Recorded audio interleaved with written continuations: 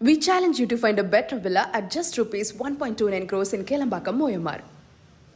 மாண்பு பேரவைத் தலைவர் அவர்களே, நேரம்ல நேரம் 0 ஹவர்ல இதுக்கு முந்தைய இருந்த அரசாங்கம் எல்லாமே முக்கிய பிரச்சனை குறித்து அரசுடைய கவனத்துக்கு கொண்டு வருவது வழக்கம்.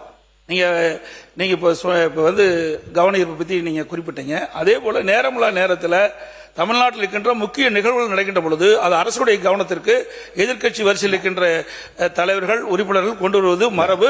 அதையும் தாங்கள் கவனிக்க வேண்டும் என்று வைக்க நான் சொல்ல வந்தது 55 விதியின் கீழ் எழுத்துப்பூர்வமா நீ கொடுக்கப்பட்ட அறிவிப்புக்கு தான் நான் பதில் சொல்லி விளக்கம் அளித்துக் கொண்டிருக்கிறேன்.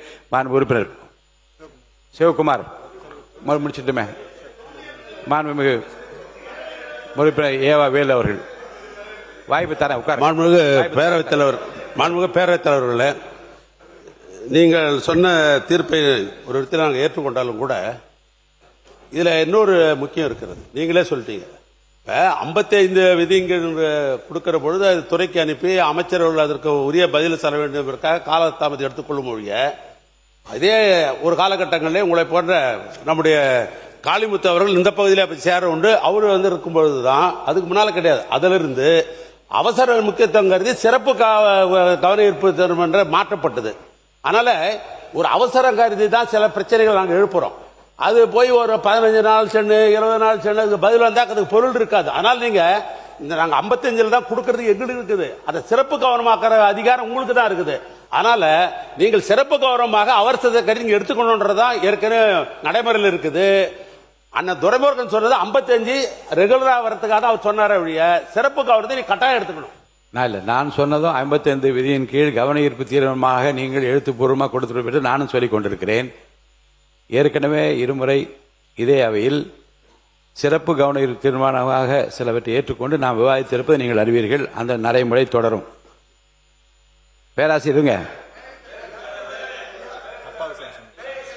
இருங்க, கொஞ்சம் படிச்சிடலாம். இல்ல தர வாய்ப்பு தரப்போறேன் எல்லாருக்கும்.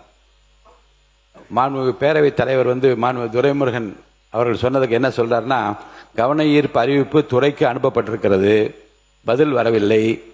பதில் வந்த பிறகுதான் மாண்புமிகு அமைச்சர் அவர்கள் தயாராக இருப்பார்கள். ஆகையினால் பதில் இன்றைக்கு வந்துவிட்டது என்றால் அடுத்த நாளைக்கே நான் 0 ஹவரில் பதில் சொல்லுங்கள். நான் அவர்களை பதில் சொல்லுகிறேன்.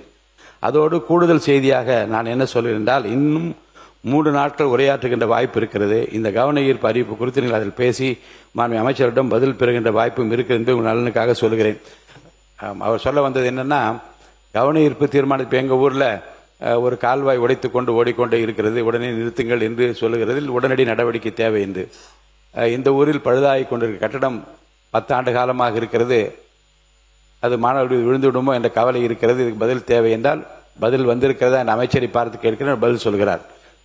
சிறப்பு கவன ஈர்ப்பு தீர்மானமாக நிறைய உறுப்பினர்கள் கொடுத்திருக்கிற பிரச்சனையில் உடனடியாக பதில் தர வேண்டும் என்கின்ற நிலை ஏற்படுகிற போது சிறப்பு கவன ஈர்ப்பு தீர்மானமாக எடுத்து அதை பேசிக்கொள்ளலாம். இப்போதைக்கு மென்ஷன் பதிவு செய்வதற்கு மட்டும் நான் அனுமதி அளிக்கிறேன் என்று சொன்னேன்.